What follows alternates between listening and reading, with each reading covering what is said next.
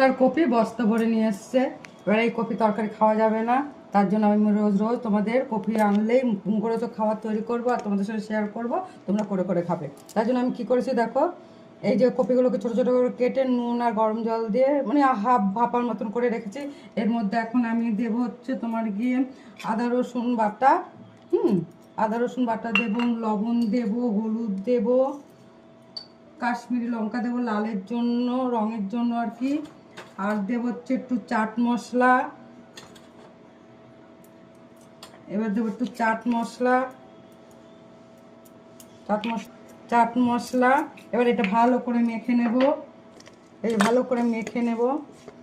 মাখা হয়ে গেলে এর মধ্যে দিয়ে দেবো আমি একটু সুজি, দিয়ে দেবো হচ্ছে চালের গুঁড়ো, আর দিয়ে দেবো একটু বেসন। এবার এমন করে মাখবো যেন একটা একটার গায়ে লেগে থাকে, এরকম মাখছি। একটু মাঝে মাঝে একটু জল ছিটা দিয়ে নেবো, নাহলে একটার গায়ে একটা লাগবে না। দেখো একটার গায়ে একটা লেগে গেছে, এই যে হয়ে গেছে আমার মাখা। একটু 10-15 মিনিট এটা রেস্টে রাখবো, তারপর গরম তেল করে ছাড়বো একে। আমি ভুলে গেছিলাম একটু তিলও দিয়ে দেবো স্বাদের জন্য, স্বাদটা আরও দ্বিগুণ হয়ে যাবে।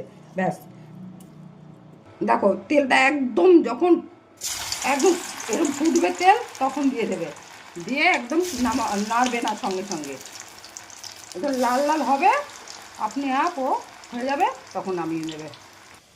এরকম এই যে এরকম লাল লাল করে একদম মুচমুচে হয়ে গেছে। এবার তোমরা এবার করে খেয়ে দেখবে কিন্তু, কেন এখন গন্ধ কপি আমরা এইভাবেই করে করে খাবো, কারণ এখন বাজার থেকে তো কিনে আনতে হবে না, কম দামে পেয়ে যাবো। ঠিক আছে, ধন্যবাদ।